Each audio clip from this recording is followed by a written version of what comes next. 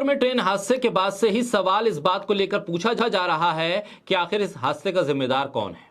देश के इतिहास में दो रेल मंत्री जिन्होंने हादसे की नैतिक जिम्मेदारी लेते हुए इस्तीफा दिया था। 25 नवंबर 1956 में रेल हादसा होने पर लाल बहादुर शास्त्री ने रेल मंत्री के पद से इस्तीफा दिया था, तो 2 अगस्त 1999 में रेल हादसा होने पर नीतीश कुमार ने इस्तीफा दिया था।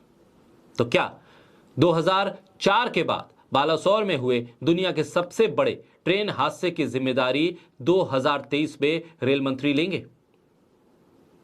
इस्तीफा देंगे? कम से कम इस्तीफे की पेशकश करेंगे? शायद ये मुश्किल है, क्योंकि बीजेपी पहले ही साफ कर चुकी है कि बीजेपी में इस्तीफे नहीं होते। वैसे भी गोदी मीडिया धीरे धीरे यह साबित कर देगा कि इस हादसे की जिम्मेदारी बिल्कुल भी रेल मंत्री, रेल मंत्रालय या मोदी सरकार की नहीं है। नेहरू से लेकर कांग्रेस को कोस कर गोदी मीडिया बता देगा कि इस वक्त रेलवे सबसे सुरक्षित हाथों में है। इससे पहले देश में कितने बड़े बड़े हादसे हुए थे, उन हादसों के आंकड़े सामने रखने के बाद इस हादसे को दबा देगा गोदी मीडिया। बोलता हिंदुस्तान पर मैं हूं आपके साथ मिर्जा शाकिर अली बेग। बालासोर रेल हादसे में गोदी मीडिया पॉजिटिव एंगल खोज रहा है। सरकार को कैसे बचाया जाए, मोदी सरकार की छवि को कैसे बचाया जाए, उस पर डेंट लगने से कैसे रोका जाए, इस पर काम शुरू हो गया। हादसा कैसे हुआ, जिम्मेदार कौन है, सवाल तो कई हैं, लेकिन पूछेगा कौन? गोदी मीडिया तो मुआवजे के गुणगान कर रहा है। वो रेल हादसे से ज्यादा बड़ी खबर तो इस बात को बता रहा है कि पीएम मोदी भी बालासोर जा सकते हैं।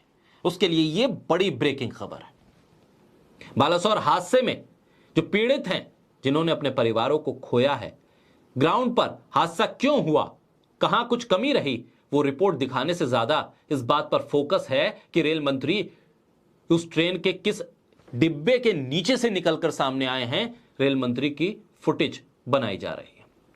गोदी मीडिया के एंकर जो महिला पहलवानों पर ही शक कर रहे हैं, जो ब्रजभूषण के साथ खड़े हैं, ऐसे सुधीर चौधरी बालासोर हादसे पर कब बोलेंगे?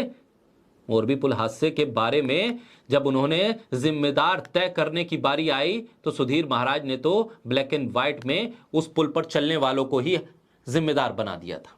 तो ऐसे में क्या ये सुधीर महाराज आज ब्लैक एंड व्हाइट में ट्रेन में सफर करने वालों को ही इस हादसे का जिम्मेदार बताएंगे? इस हादसे के बाद क्या सुधीर महाराज ये कहेंगे कि लोग रात में सफर क्यों करते हैं, दिन में क्यों नहीं करते? दिन में सफर करेंगे तो हादसे में जल्द मदद पहुंचेगी, मरने वालों का आंकड़ा कम होगा। इस वक्त अगर मरने वालों का आंकड़ा ज्यादा है तो इसमें जिम्मेदार वो लोग हैं जो रात में सफर करते हैं। क्या ये कहेंगे सुधीर चौधरी? क्या सुधीर चौधरी ट्रेन में लोगों के ज्यादा सफर करने को जिम्मेदार बताएंगे?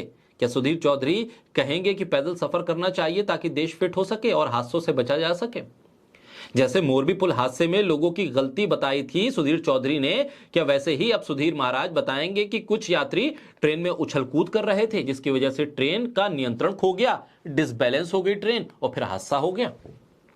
और इसका वीडियो भी शायद सुधीर चौधरी के पास अब तक आ गया होगा।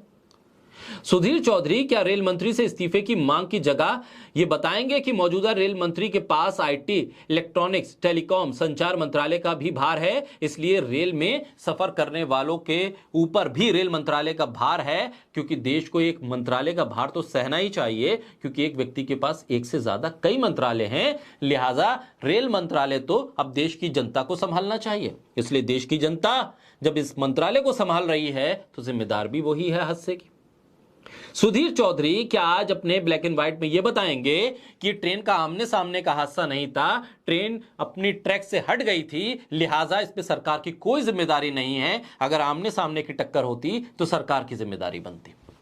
ऐसे में ट्रेन के ड्राइवर से लेकर उसके गार्ड और उसके पैसेंजर तक को कटघरे में खड़ा करेंगे सुधीर चौधरी और यह बताएंगे कि देश कितनी सुरक्षित हाथों में है, रेलवे कितनी सुरक्षित हाथों में है। 2014 के बाद तो रेलवे का भारत में कायाकल्प हो गया है।